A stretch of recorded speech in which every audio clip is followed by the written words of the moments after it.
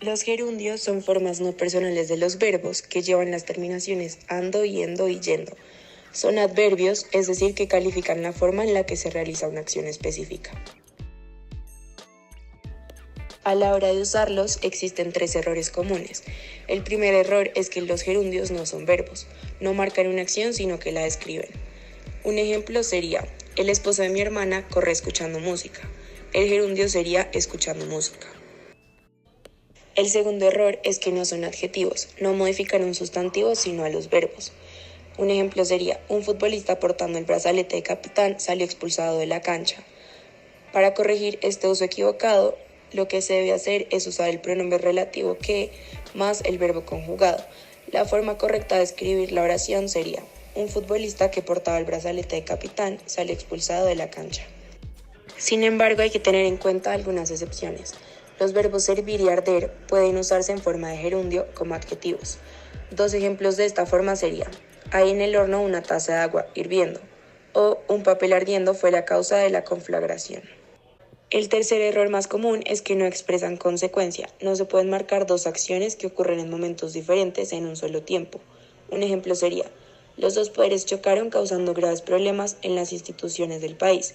Cuando la acción expresa una consecuencia de la otra, se puede corregir utilizando la conjunción y el verbo conjugado.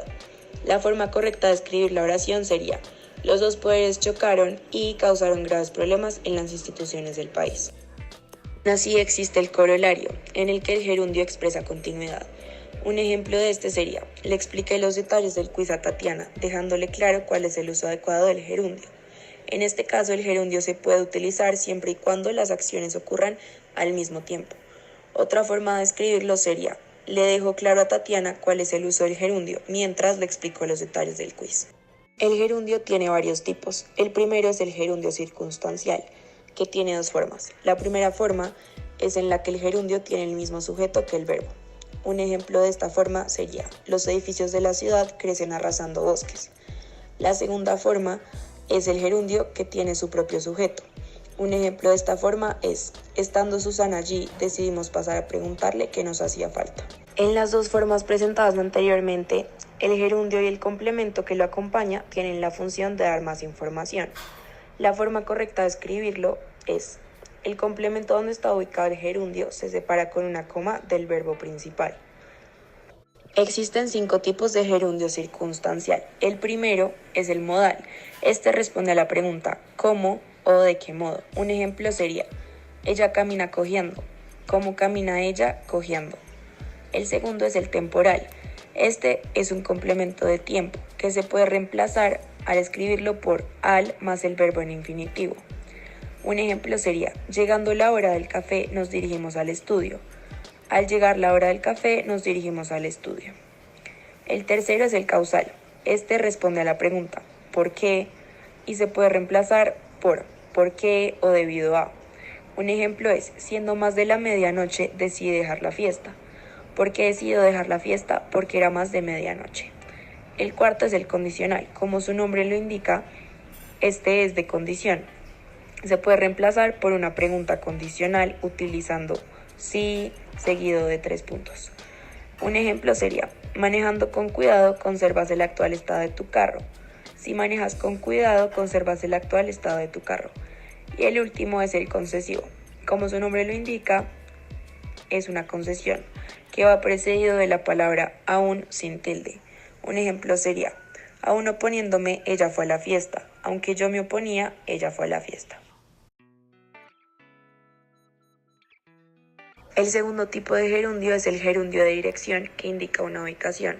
Un ejemplo sería, es la oficina que queda doblando la esquina. El tercer tipo es el gerundio adjunto al objeto directo.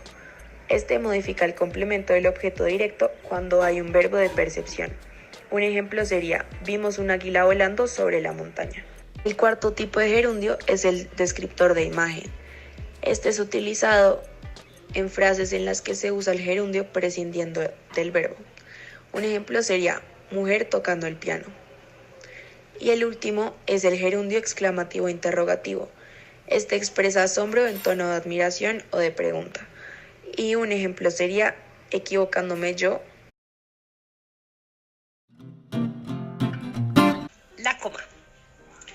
¿Qué es? Esta puede indicar la pausa más breve y además de esta puede llegar a cambiar el sentido de una oración.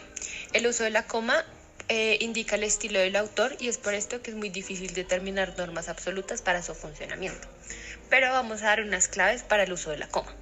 Entonces, el primero es usar la coma para enumerar. Entonces, este separa los diferentes elementos de una enumeración. Por ejemplo, estamos amueblando la casa y hemos comprado el sofá, las lámparas, la mesa, unas sillas y la cortina. Y el segundo es todos fueron a la fiesta, Juan, Andrea, Luis y Martín. Entonces damos cuenta que el segundo ejemplo está mal y el primero está bien, ya que las conjunciones van sin coma. El segundo es la coma para separar el vocativo. Entonces, entendiendo que es el vocativo, que es una palabra con la que alguien se refiere a otra persona, entonces el vocativo tiene que ir separado por una coma. Por ejemplo, Juan, ven rápido. El segundo, me hace falta amor. Y el tercero, Natalia, ya vas a salir de la casa. Entonces damos cuenta que el segundo ejemplo está mal, ya que me haces falta amor, entonces ahí falta la coma antes del amor porque es un vocativo. Y los otros dos ejemplos se encuentran bien. El tercero es la coma que reemplaza el verbo. Entonces use la coma cuando prescida de un verbo por sobreentenderse. Entonces el ejemplo es: algunos estaban encargados de las verduras, otros del arroz. Entonces, en este caso, la coma sustituye a estar encargado.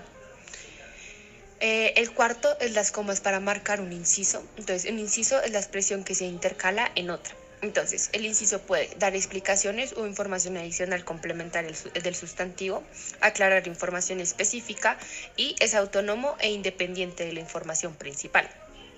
Entonces, por ejemplo, Eugenia, mi vecina, suele encender el televisor a las 8 de la mañana. Entonces damos cuenta que si se quita mi vecina, la oración mantiene su sentido. Y además la coma siempre va pareada. Entonces una coma antes y una coma después del inciso.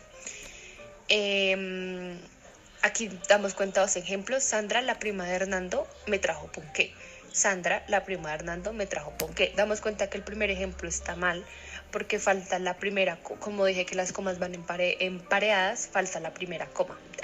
Después Sandra, coma, la prima de Hernando. Como se muestra en el segundo ejemplo. Quinto, la coma en oraciones subordinadas. Una oración está compuesta de una parte principal y una parte subordinada. Entonces la coma separa las partes de una oración. Entonces cuando la parte subordinada se antepone sobre la principal, se separa con una coma. Entonces aquí con este ejemplo, iré a la fiesta a pesar de que no me invitaron. Entonces ese iré a la fiesta es la oración principal y a pesar de que no me invitaron sería la oración subordinada. Y en este otro ejemplo, utilizando ya la coma. Entonces, a pesar de que no me invitaron, iré a la fiesta. Entonces, damos cuenta que sí, a pesar de que no me invitaron, es la oración subordinada, el iré a la fiesta es la oración principal. Y es por esto que aquí se utiliza la coma. El sexto, la coma cuando se altera el orden de la oración. Entonces, cuando se modifica la oración, se utiliza coma para marcar el elemento desplazado. Ejemplo, el primero. Comer es lo único que me gusta. Entonces, lo único que le gusta es comer. Y a Barranquilla quiere viajar. Quiere viajar a Barranquilla. Séptimo, la coma que acompaña los conectores. Uso de la coma para establecer nexos entre dos ideas. Esto también se le conoce como los conectores de relación lógica. Entonces, como un ejemplo, es importante tener en cuenta, por último, los elementos que componen el problema. Y el otro es, en efecto, 3 de los sindicatos fueron vistos en el lugar de los hechos. Los pronombres, ¿qué son? Son palabras que usan para señalar o hacer referencia a otros términos que ya han sido nombrados en la oración y dan información adicional de un sustantivo. Pronombres relativos, femenino, singular, la que, la cual, quien, cuya, plural, las que, las cuales, quienes, cuyas. Neutro, lo que, lo cual. Masculino, singular, el que, el cual, quien, cuyo. Plural, los que, los cuales, quienes, cuyos. Adverbios relativos, dónde, a dónde, cuándo, cómo y van sin tilde.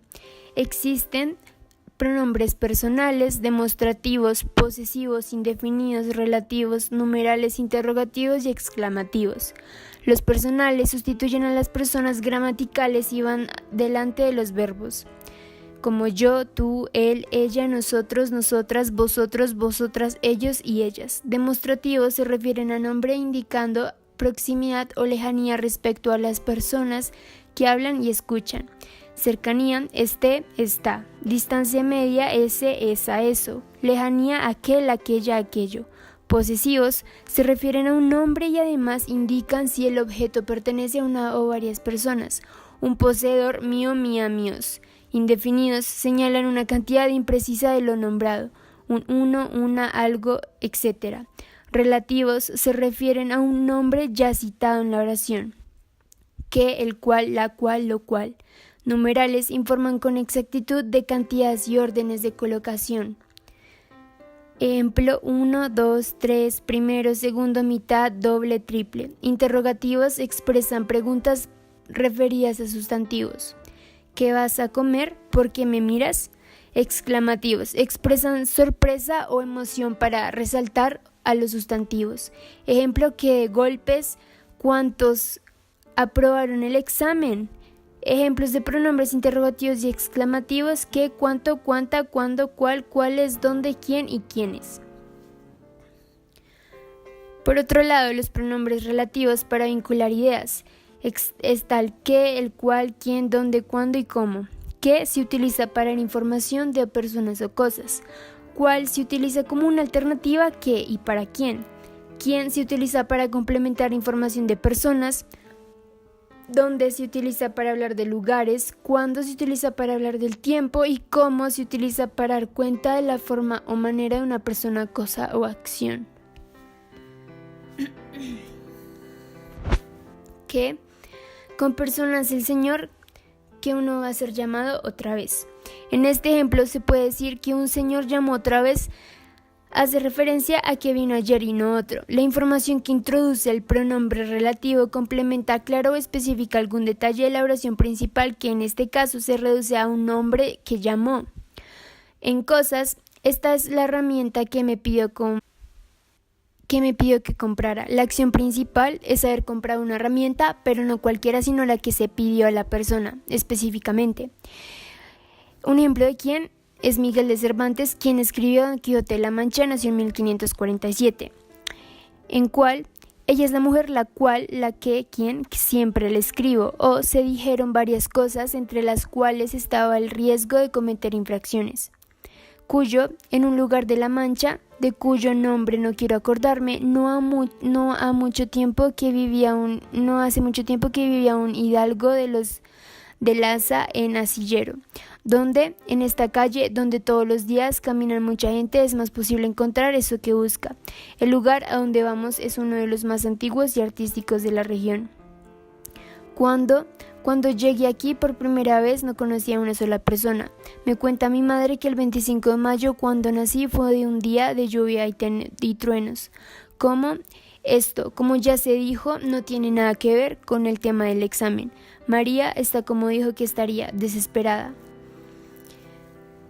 Por otro lado, tenemos puntuación de los pronombres relativos, con comas y sin comas. Con comas, de esta información se puede predecir si se retira el inciso de la oración. Esta sigue teniendo sentido. Ejemplo, la señora de rojo, que está en la última mesa, necesita hablar con usted. La señora rojo es el sustantivo, que está en la última mesa sería el inciso y hablar el verbo. Sin comas, hay casos en los que no es necesario utilizar una coma. De esta información no se puede prescindir, ya que especifica una cualidad del sustantivo que no es adicional. Ejemplo, el relato es sobre Colombia, de la que difícilmente podría escribir un español.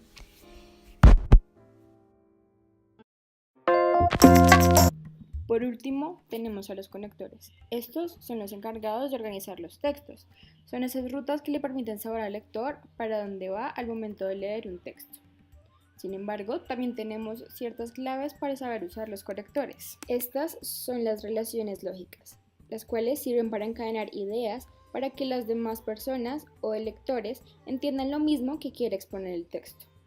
Una de estas es la adición. Esta añade información a lo que se venía diciendo. Por ejemplo, el ministro no solo estuvo en desacuerdo respecto a la negociación, sino que también se rehusó a discutir asuntos sobre su vida personal. En este ejemplo es evidente que el ministro hizo dos cosas negativas. La primera fue estar en desacuerdo, en este caso, con la negociación, y la segunda fue rehusarse a hacer algo, en este caso, a discutir asuntos de su vida personal. Algunos ejemplos de estos conectores pueden ser: además, aparte de esto, encima, hasta, asimismo, de igual modo, de modo similar, de la misma forma. La segunda relación es causa y efecto. Esto se reconoce fácilmente debido a que la causa precede al efecto. Por ejemplo, si tiene hambre, come. Primero está el hambre, después el comer. Sin embargo, esto no siempre es así. Por ejemplo, el efecto puede ir en primer lugar. Esto depende del conector que se utilice. Por ejemplo, estudié, así que pasé el examen. O pasar el examen es el resultado de estudiar. Algunos ejemplos de conectores pueden ser a consecuencia de, así que, de esta manera, a causa de, es el resultado de, debido a.